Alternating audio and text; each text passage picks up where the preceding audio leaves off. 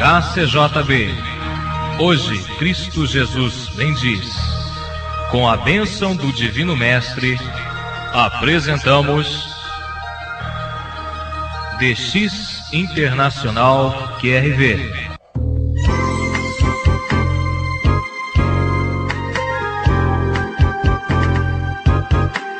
Bem-vindo a este seu DX HCJB.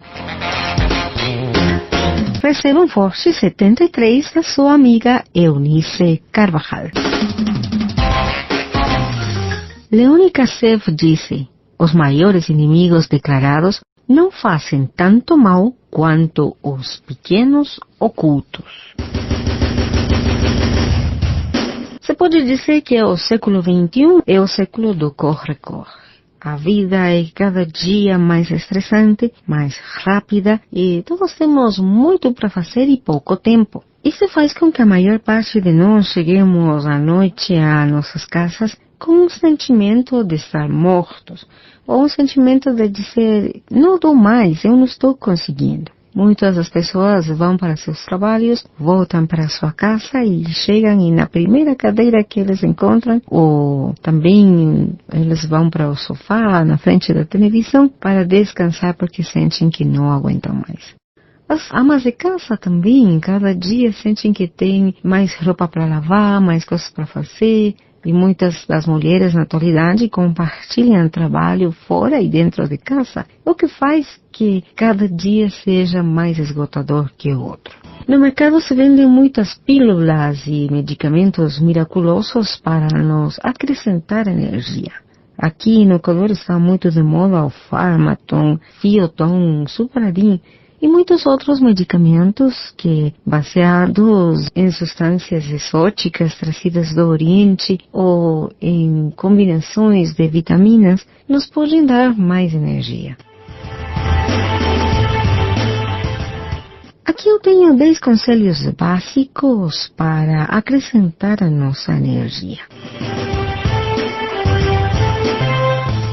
O primeiro é fazer mais simples a nossa vida. Melhorar tua imagem no escritório, manter o lar impecável, educar corretamente os filhos, conservar os amigos, melhorar a vida pessoal, são as atividades que nos fazem nos estressar. Porém, são todas elas fundamentais? Temos que definir as nossas prioridades e decidir o que nós precisamos fazer e aquilo que pode ficar para outro dia. Essa pode ser uma das melhores receitas para acrescentar nossa energia. Temos que entender que não podemos fazer tudo, nem tampouco ser os primeiros em tudo. Controle a ira. Não te enojes. Enojar-se por coisas pequenas ou ficar zangado é uma forma segura de caminhar a uma depressão. Se o motivo pelo qual você está zangado ou molesto é muito importante, procure uma saída. Enfrente o problema.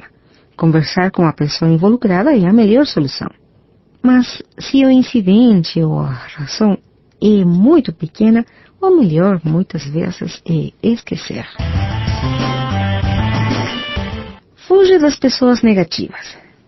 Quando temos perto de nós uma pessoa que está sempre magoada, que é muito fofoqueira, que sempre está achando o lado negativo, a face negativa das coisas, é muito fácil que eles te contagiem com essa visão pessimista da vida ou que você fique envolvido nos problemas deles. Às vezes ficamos tão de perto com um amigo que sempre está com problemas, que sempre está nesse tipo de situações e ao cabo nós também ficamos muito carregados. Se você não consegue lidar com este tipo de pessoas ou de problemas, muitas vezes é melhor pôr uma distância de por meio e evitar a influência que esta pessoa tem em nosso dia a dia. Aproveita teus melhores momentos. O metabolismo das pessoas é diferente, cada pessoa é muito distinta uma de si. Em geral, existem pessoas que são diurnas, ou seja, que funcionam muito melhor às primeiras horas da manhã. E também existem pessoas noturnas, que suas melhores horas são já na noite ou na tarde. Indaguemos sobre nossos processos, vejamos qual é o nosso momento do dia no qual nos encontramos com maior energia ou nossa mente está funcionando muito melhor e aproveitemos este momento para realizar as tarefas mais importantes. Tenha pensamentos positivos. Uma das melhores maneiras de manter a vitalidade é ser positivo. Se a gente está convencido de ser um bom profissional e uma boa pessoa, se enfoca a sua vida em função da sua família e não prejudicar os demais, se mantém sua fé e sua ética em seu dia a dia, você certamente vai ser uma pessoa feliz, cheia de energia. Trabalhe com pausas. Não digo devagar, senão que você tome alguns pequenos descansos em seu trabalho. Por exemplo, as férias nos servem para voltar a ter energias ou para recargar as pilhas, principalmente quando nos desconectamos das tensões diárias. Também em nosso trabalho cotidiano podemos tomar breves momentos para respirar profundamente, caminhar uns minutos, ou fazer uns poucos minutos de exercícios que vão acrescentar a circulação do sangue ou movimentos corporais que vão descongestionar o nosso organismo.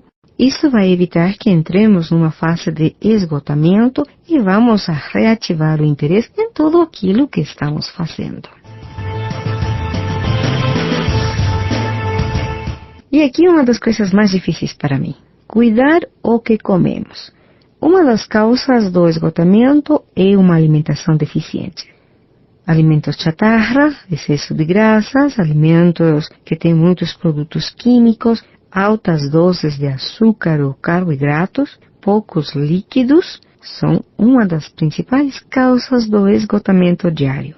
Uma alimentação equilibrada e natural é a chave mestra da saúde e a vitalidade. A outra mais difícil ainda, fazer exercício. Quando você chega esgotado ao seu lar, o mais fácil é muitas vezes chegar ao sofá da casa e ficar ali. Mas a solução seria caminhar uns 10 minutos a um bom ritmo, respirar ar puro, que vai fazer muito melhor para o nosso organismo que sentar-se a ver a televisão.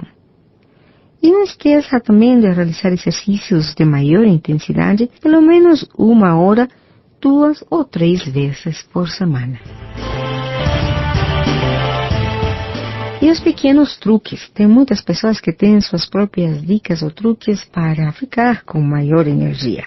Tem pessoas que recebem massagens, que fazem hidroterapia, que gostam de, a seu redor, ter cheiros gostosos, fazer esporte, algumas rotinas de beleza e outras coisas que podem ser sua forma muito pessoal de ficar longe do estresse, de se relaxar e de adquirir mais energia.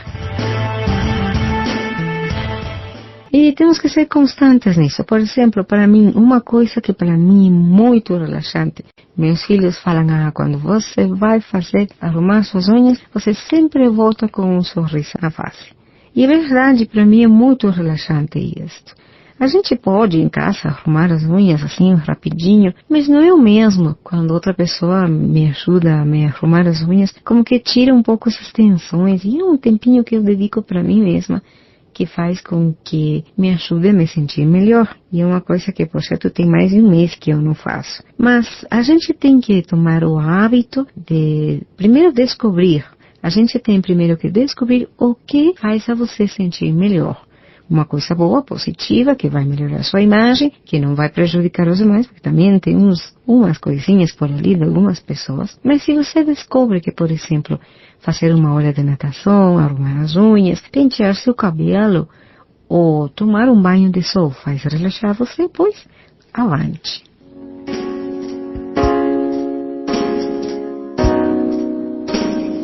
E um 10º segredo para reativar a nossa energia é procurar novos alvos. Seja no trabalho, com tua família ou na vida.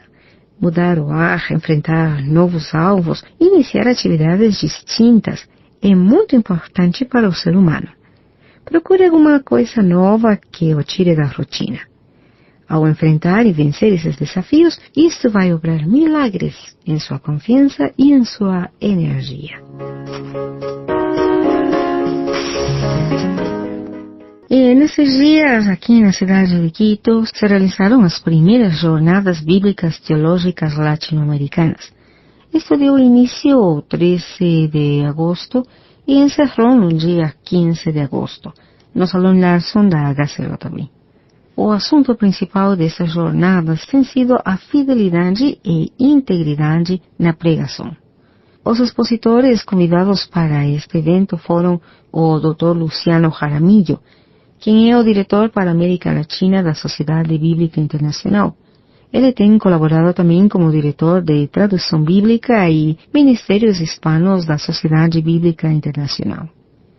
Também participou como expositor neste encontro organizado pela HCJB o Dr. Cosme Damián Vivas, catedrático de hebreu e grego no Seminário Maior Arquidiocesano em Colômbia, e também membro do Comitê de Tradução da Bíblia da Nova Versão Internacional, NVI em espanhol. E também o pastor José Reynoso, mais conhecido como o Chema Reynoso, quem é diretor associado da HCJB em América Latina, pastor da Igreja de Quito e também representante da organização Em Contacto em Espanhol. Este evento tem sido organizado pela Divisão de Educação da HCJB e a Sociedade Bíblica Internacional. Evento que esperamos que possa ser realizado cada ano, seja no Equador ou em outros países da região latino-americana, e especialmente onde a HCJB tem emissoras de rádio afiliadas e audiência reconhecida. Os temas que se trataram nessa reunião foram exégesis da pregação com o Dr. Luciano Jaramillo, profecia e exégesis do Antigo Testamento com o Dr. Damián Cosme Vivas e ética na comunicação pastoral pelo pastor José Chema Reynoso. Um evento organizado por HCJB, a Voz dos Andes, também dentro do que tem a ver com a teologia bíblica em Latinoamérica.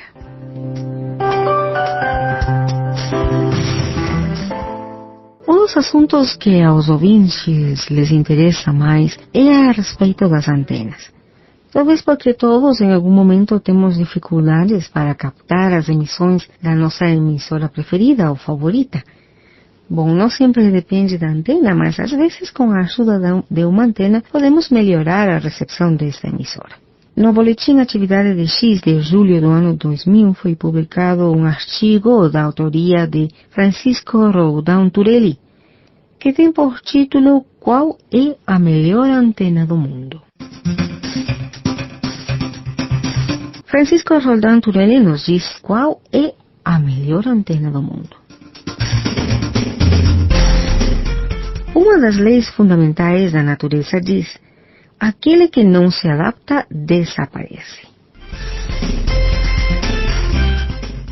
Em inúmeras conversas já ouvi a indagação: qual é a melhor antena do mundo? Isto com o único objetivo dos colegas em querer aperfeiçoar a sua estação de radioescuta para torná-la a mais eficiente possível. Estão certos, e nada tenho quanto isso, pois o homem tem que levar as coisas aos limites da sua capacidade. Porém, após tantos anos dedicados ao rádio, da experiência trago a resposta que não está sempre na ponta da língua, mas em uma cautelosa avaliação pessoal. A melhor antena depende muito das suas possibilidades e adaptabilidade às nossas próprias condições e necessidades de escuta. O colega pode comprar um grosso livro sobre o assunto e ali encontrará antenas de grandes ganhos de sinal. Mas somente uma delas lhe servirá, pois há variáveis que dependem da individualidade das disponibilidades encontradas no chart de cada um. Entre elas posso citar as possibilidades físicas do local de escuta. Pode ser que aquela antena não caiba dentro do seu quintal. Impedimentos legais também, como aqueles que moram em prédios de apartamentos, vizinhos complicados, gastos financeiros, etc. Posso contar como exemplo, nos disse o autor, o caso que ocorreu comigo. Após consultar vários livros e revistas, optei certa vez em construir um dipolo de meia onda para a banda dos 60 metros. Tomei isso como prioridade de minha vida. Achava que ela poderia me ajudar-me em muito, isto por tratar-se de uma antena diretiva, captação em forma de 8, se bem posicionada em meu quintal, favoreceria as escutas dessa banda para estações de países de América Latina, pois ajudaria a diminuir as interferências das brasileiras e da estática vinda das tempestades, já que ela não recebe sinais chegados nas direções de suas pontas. Estava tudo pronto para a montagem, quando começaram a aflorar as dificuldades, os imprevistos, pois eu tinha que adaptar essa antena ao meu quintal. Ela caberia exatamente na minha área disponível, mas talvez, quem sabe se sobrando um pouco as pontas para baixo, evitaria ultrapassar um pouquinho o muro e incomodar o vizinho. Outra dificuldade que encontrei foi o dipolo. Para trabalhar em plena diretividade, deve estar instalado na altura de meio comprimento de onda, não necessariamente, o que corresponderia a ser instalado 30 metros de altura. Isso se o solo embaixo da antena fosse um condutor perfeito. Outro problema é que para a banda dos 60 metros, o dipolo teria também 30 metros de fio. Captaria um belo de um sinal, mas a antena se posicionaria quase que paralela à linha de alta tensão de 13.000 volts que passa logo ali apenas 10 metros na rua. Eu iria escutar toda a interferência elétrica produzida na cidade e que encobriria o sinal daquela pequena emissora boliviana que há muito tempo eu tentava escutar. A sensibilidade dessa antena, por ela ter 30 metros de comprimento, é muito grande para uma frequência tão baixa como a banda dos 60 metros. E como sabemos, quanto mais baixa a banda, maior o ruído de estática provocado pela natureza e por aparelhos elétricos. Quero dizer que, para frequências baixas, os sinais fracos captados por antenas muito compridas estão quase encobertos pelo ruído de fundo, quer elétrico, quer estático, provocado por tempestades. Outra coisa, os sinais das emissoras brasileiras, principalmente aquelas regionais que operam a menos de 1.000 quilômetros de onde estava a minha estação de escuta, chegariam como se fora um sinal tamanho Jamaica, principalmente nas noites em que estivesse boa a propagação. Porém, o meu modesto receptor, pela própria natureza do seu projeto de indústrias, não o habilita a suportar sinais tão fortes e certamente se afogará em meio àqueles sinais e provocará aquilo que é chamado de overload. Literalmente, afogaria o meu receptor. Seria como querer beber água embaixo de uma cachoeira. E haveria também outros problemas, pois essa antena é muito seletiva.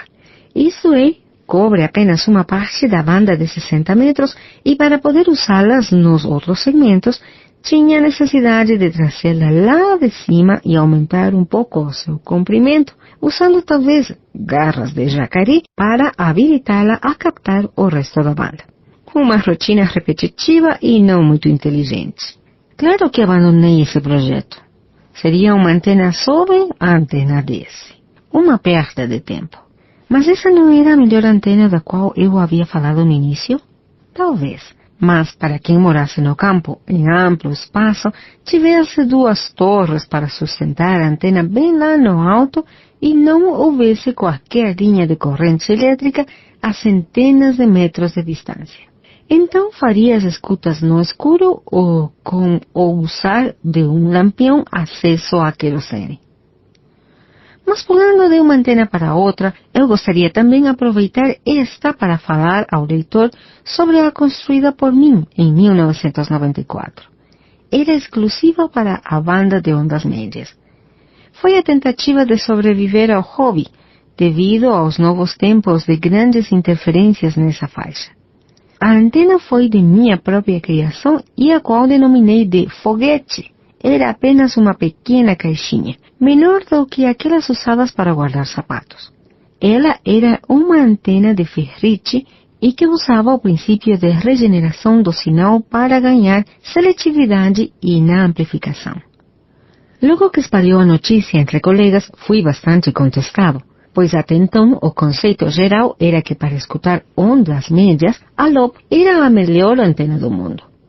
Diziam que a Lob era comparativamente muito mais sensível e o assunto estava encerrado. Confesso que, numa estratégia para acalmar as incompreensões, mantive silêncio sobre os comentários, alguns com pitadas de sarcasmo, pois a antena foguete, comprovados nos logs, dava-me resultados extraordinários na escuta de estações transoceânicas de ondas médias, principalmente aquelas vindas do norte da África e Europa. Confesso um público que nunca fui um grande edexista, mas era inegável que com aquela nova antena conseguia escutar inigualáveis. E que a foguete estava adaptada às minhas condições exclusivas de escuta, da qual falei no início. Sem ela, era impossível para mim escutar emissoras tão distantes, além mar, devido às interferências, principalmente das emissoras brasileiras. Ela adaptava-se perfeitamente ao meu pequeno local de escuta e ajudava-me a escapar do centro nevrálgico e também poluente em radiofrequências do centro da cidade de São Paulo. Sem falar das atenuações dos sinais devido ao concreto dos prédios. Concordo com eles que a antena Lob é muito mais sensível, porém a foguete ganhava por larga vantagem na questão de seletividade, capacidade de separar estações laterais interferentes e o overlap provocado pelas locais. E o meu maior objetivo era exatamente este. Perdia em sensibilidade, mas ganhava em seletividade. Então, minha prioridade de escuta estava naquelas estações além mar, cujos canais usam somente o sistema europeu, que separam de 9 em 9 kHz as emissoras, diferentes dos daqui, e posicionam-se entre os canais ocupados por emissoras brasileiras interferentes. Estas são separadas de 10 em 10 kHz.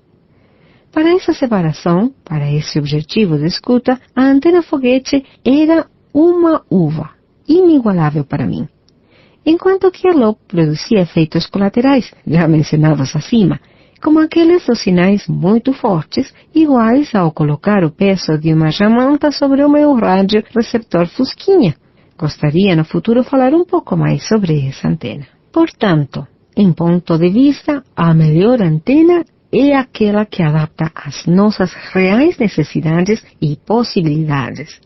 Chegaremos então a um equilíbrio harmonioso, quase que filosófico, uma adaptação da antena ao nosso ambiente de escuta. E neste momento chega o jornalista Célio Romães com seu informe de X. Aqui Porto Alegre. A Zâmbia é um país situado no centro-sul da África. Sua capital é Lusaka, de onde emite a Rádio Zâmbia, em 6.265 kHz. A emissora pode ser captada no Brasil após as 3 horas UTC. Os relatórios são confirmados com QSL. E neste dia 19, a Rádio Coreia está completando 40 anos de programas em língua espanhola. A emissora fará programação especial e quem enviar informes receberá QSL comemorativo.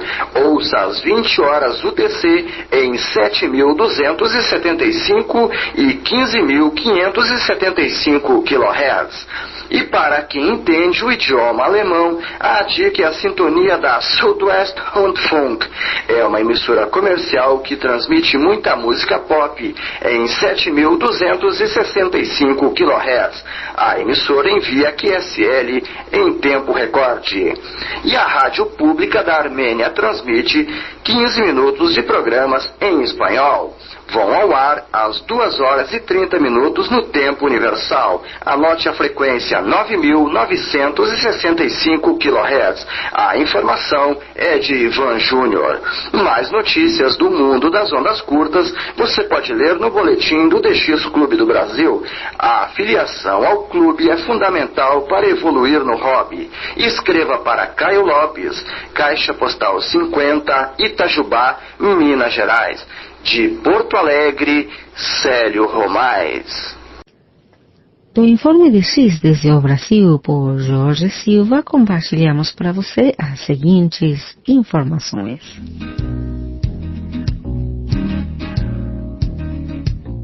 Brasil. Você quer ter sucesso na vida?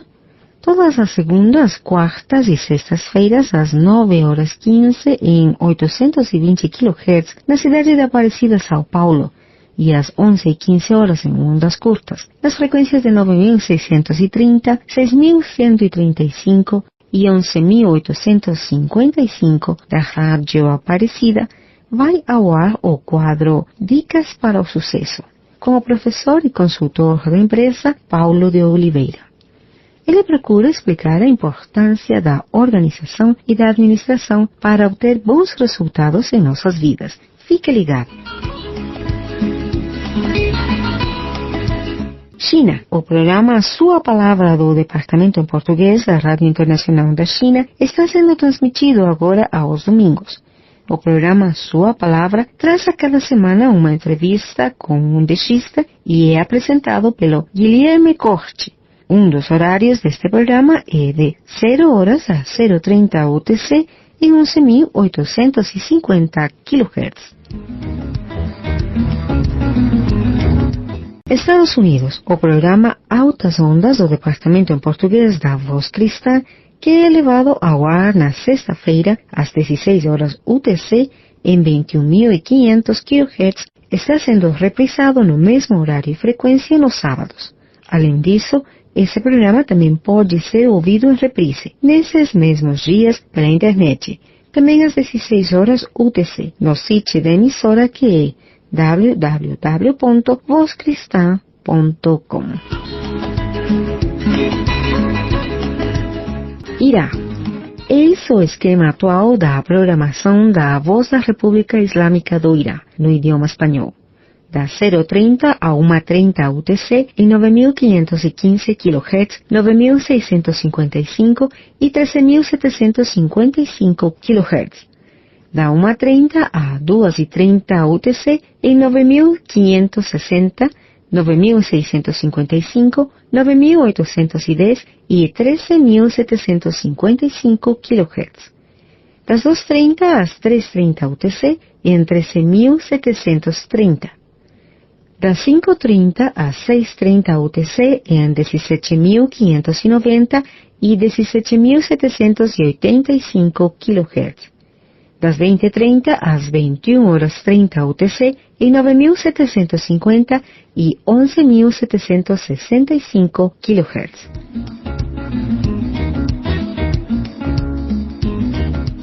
Se você deseja colaborar com este Informe de X, envie suas colaborações para jorgec@bo.com.br.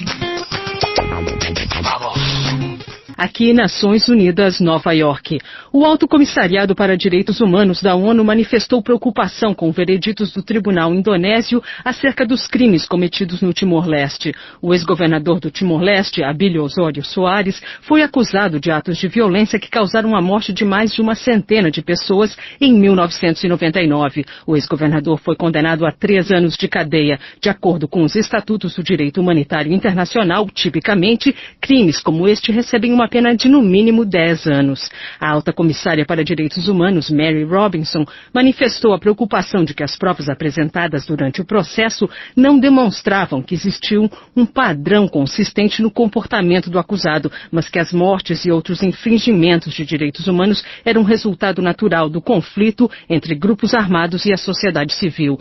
Outro julgamento do mesmo tribunal absolveu 6 militares e policiais indonésios, o que sugere a aplicação assimétrica das leis segundo fontes do governo timorense.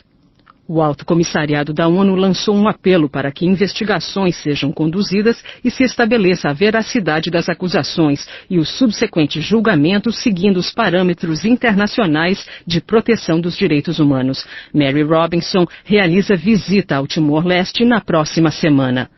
Em estudo utilizando os parâmetros do Índice do Desenvolvimento Humano da ONU, a Prefeitura de São Paulo revela que, embora seja a cidade mais rica do Brasil, 90% de seus habitantes têm qualidade de vida bem abaixo dos indicadores das Nações Unidas. Segundo o último relatório do Índice do Desenvolvimento Humano, publicado pelo PNUD, o país continua sendo um dos 4 países mais desiguais do mundo.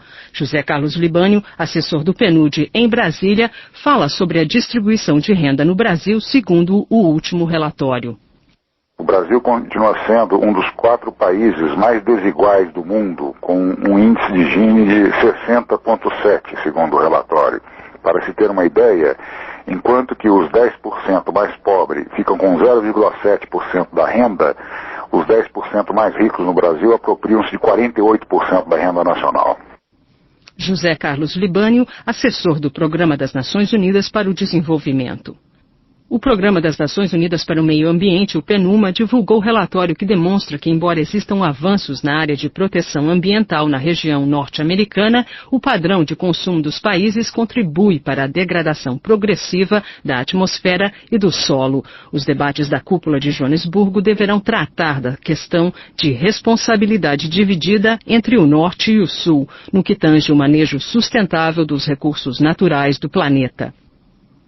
O Conselho de Segurança da ONU se reúne a portas fechadas para discutir a ampliação do mandato da missão em Angola e as sanções impostas à UNITA. O secretário de Comunicação Social da UNITA, Marcial Dachala, que se encontra em Luanda, faz uma avaliação dos procedimentos do processo de paz.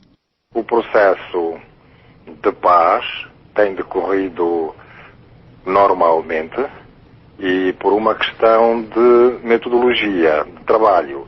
Primeiro foram resolvidas as questões políticas inerentes aos militares e em seguida vamos então entrar na agenda política pura. Agora sim vamos começar a colocar atos que devem conduzir à reconciliação nacional. Dachala afirmou que a unidade do partido é a pedra angular para o futuro político da UNITA. A atual direção do partido é consubstanciada na Comissão de Gestão e que é dirigida pelo Sr. Secretário-Geral Lucamba Paulo Gato. Pensamos convictamente que a unidade do partido é a pedra angular do futuro da UNITA e com a UNITA unida o aprofundamento da democracia em Angola. Neste momento nós vamos iniciar aquilo que chamamos os passos com vista à normalização institucional e funcional do nosso partido. E nessa perspectiva vamos realizar na próxima semana a primeira reunião da Comissão Política. Marcial Dachala, secretário de Comunicação Social da UNITA, da sede da ONU em Nova York, Maiara Fagundes.